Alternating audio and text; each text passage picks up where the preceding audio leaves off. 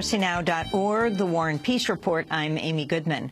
President Obama's asked Congress to delay its vote on authorizing military force in Syria while the U.S. weighs a potential diplomatic breakthrough with Russia.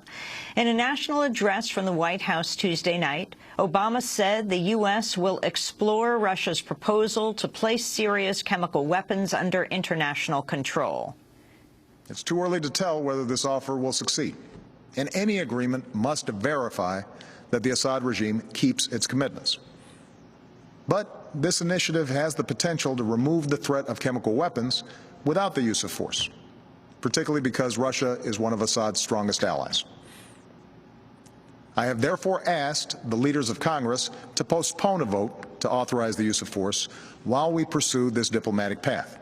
President Obama added he's ordered the U.S. military to be prepared for an attack should diplomacy fail. His address came hours after the Syrian government acknowledged its chemical weapons stockpile and expressed more detailed backing for the Russian plan. Speaking from Moscow, Syrian Foreign Minister Walid al-Mualim said his government is prepared to stop chemical weapons production and grant access to international inspectors. We intend to join the Organization for Prohibition of Chemical Weapons, and we are ready to honor our obligation towards this treaty, including providing all information about these weapons. We are ready to announce the location of the chemical weapons and stop their production. France has already put forward a draft UN Security Council resolution that would force Syria to declare its chemical program in full and allow international inspections within 15 days. The measure threatens force in the event of non-compliance. The Russian government has pushed back against the French proposal, saying it'll present its own version. In Moscow, Russian President Vladimir Putin said he opposes threat of force against Syria. Obviously, this all makes sense and can work only if we hear that the American side and all those who support the United States in this sense reject the use of force, because it is difficult to force any country, Syria or any other country in the world, to disarm in a unilateral way when there is a military action being prepared against it. Secretary of State John Kerry is due to hold talks with Russian Foreign Minister Lavrov in Geneva on Thursday. The Syrian government continues to deny carrying out the chemical attack in Ghouta last month that has sparked the U.S. threat of military strikes. On Tuesday, Human Rights Watch released the findings of its initial probe into the Ghouta attack. The group's UN director, Philippe Boulepoint, said the available evidence strongly points to Syrian government responsibility.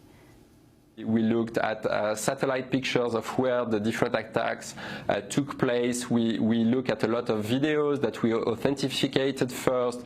We talked to doctors who were responding to the scene. We talked to some of the witnesses who told us where the shells were coming from. And so when you take all these elements and you look at them very closely, there is only one theory that emerges clearly, which is that most likely it's the Syrian government that's responsible for the attack.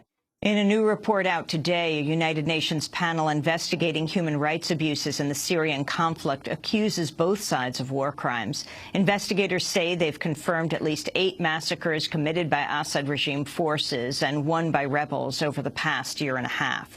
We'll have more on Syria after headlines with Professor Noam Chomsky for the hour. The Iranian president, Hassan Rouhani, is calling for a new push to resolve the standoff with the U.S. over Iran's nuclear program. In an interview on state television, Rouhani said the international community should take advantage of the opportunity created by his recent election, in which he pledged construction interaction with the world. Rouhani says he will hold talks with the U.S. and other world powers at the General Assembly in New York later this month. On Tuesday, the White House announced it'll ease long-standing obstacles to humanitarian goodwill activities between the U.S. and Iran, including athletic exchanges and the provision of health services. The NSA has acknowledged violating its own phone tracking rules thousands of times between 2006 and 2009. Newly declassified documents show at least 15,000 numbers were monitored, even though they failed to meet the standards needed for government suspicion. An internal probe also found the violations continued in part because NSA employees did not fully understand how phone surveillance operations worked. Two Colorado lawmakers who helped pass tough gun control measures have been ousted in a recall vote.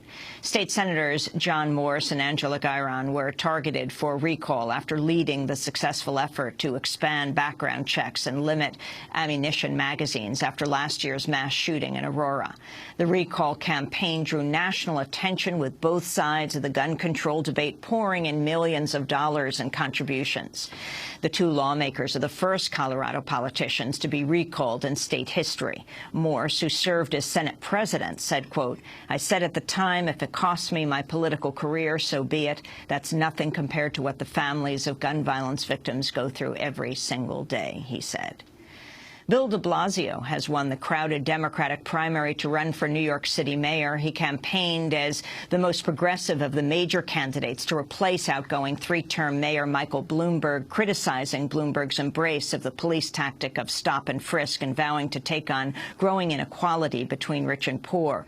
De Blasio may have received a last-minute unintentional boost after Bloomberg described a campaign ad featuring de Blasio's mixed-race family as racist. De Blasio could avoid a runoff with second-place challenger Bill Thompson if he holds on to the 40% of the vote. On the Republican side, Joe Lhota, a deputy to former Mayor Rudolph Giuliani, was projected to win the Republican mayoral race. In another local contest that drew national attention, former New York Governor Eliot Spitzer lost his bid for a political comeback in his race against Manhattan Borough President Scott Stringer for New York City Comptroller. The legendary singer Neil Young has spoken out against the extraction of tar sands oil in Canada and its export to the U.S. through the proposed Keystone XL pipeline.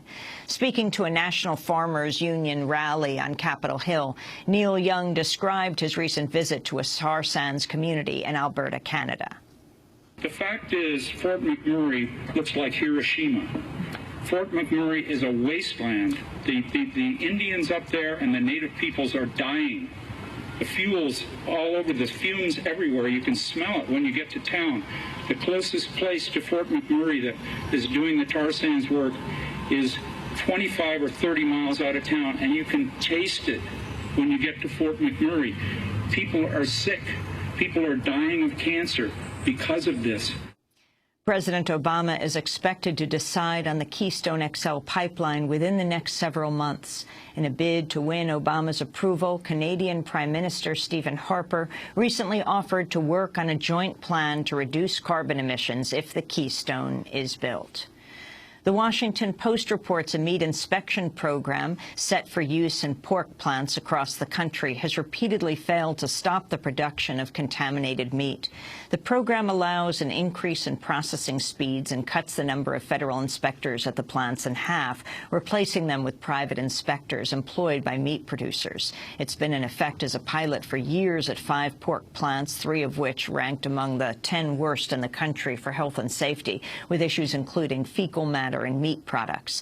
Federal agriculture officials say they hope to expand the system nationwide after completing an upcoming evaluation.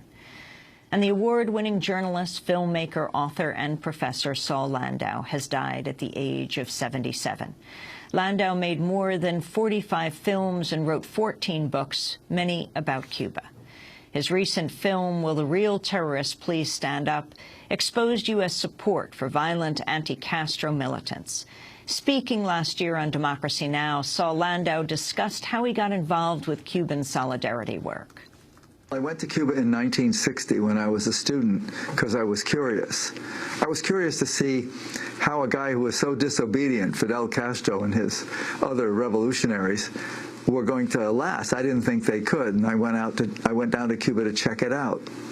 And I met people my age who were running government ministries and sleeping 3 hours a night and using a lot more of their brains than I was using. And I was impressed by watching people making history. And I think, like many other people who went down there at the time, this place seemed really different, that they were going to make a different kind of a revolution, and it was going to have its impact. And I think it did have its impact on the world. But that's how I got there in the first place. And pretty soon I was working to stop the United States from invading Cuba, like a lot of people who had gone down there. And one of the first talks I gave was in New York City at Town Hall.